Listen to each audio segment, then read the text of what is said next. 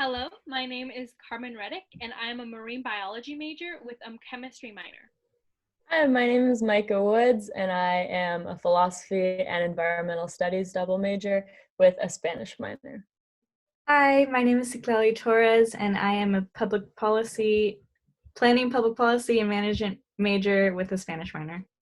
And my name is Bayley Burke. I am a physics and math double major with a computer science minor. We are students in Professor Rust's Researching Oregon Writers class, and our research focuses on Oregon writer Ken Kesey and his novel One Flew Over the Cuckoo's Nest. The beginnings of this project were rooted in the investigation of a substantial collection of archival materials donated by Ken Kesey and his family to the Special Collections Division of the University of Oregon's Knight Library.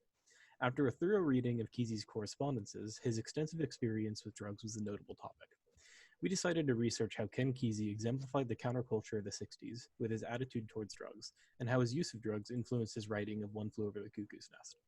To understand Kesey in the era in which he was writing further, peer-reviewed journal articles, interviews with Kesey, and recollections from those close to Kesey were examined.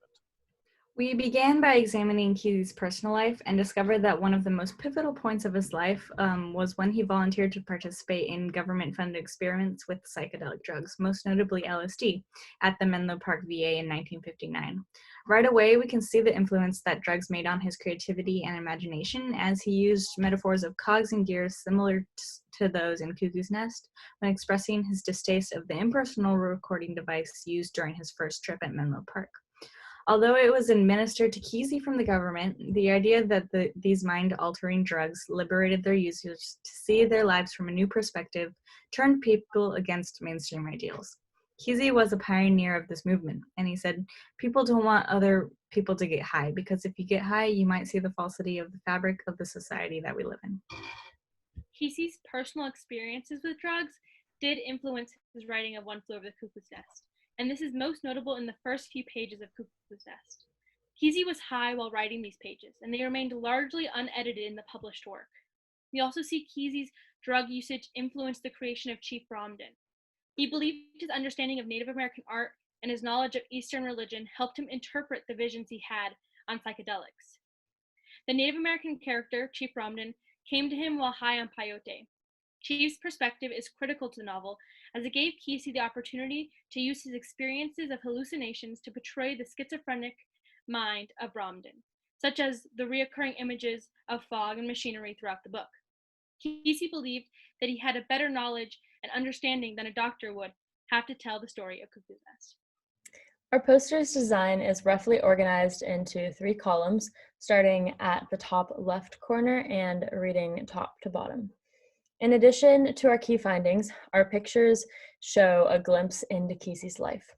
We also included several pictures of Kesey's original letters, which we analyze in our poster in order to give a feel of the sources that we drew our findings from.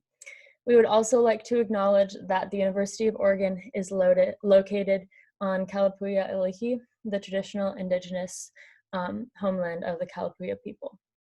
We extend our respect to the 9 federally recognized tribes of Oregon, as well as to the many more tribes who have ancestral connections to this territory, as well as to all other displaced indigenous peoples who call Oregon home.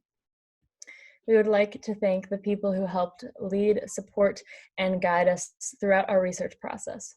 Thank you to Linda Long, curator of manuscripts and senior librarian at the University of Oregon Knight Library, who moved swiftly and with great flexibility to digitize numerous boxes of primary source documents, making our research effective and informed. Thank you to Dr. Rust, our mentor and professor, who was always there to answer our questions and helped foster a supportive research community. Finally, thank you to the Undergraduate Research Symposium for encouraging and empowering our research.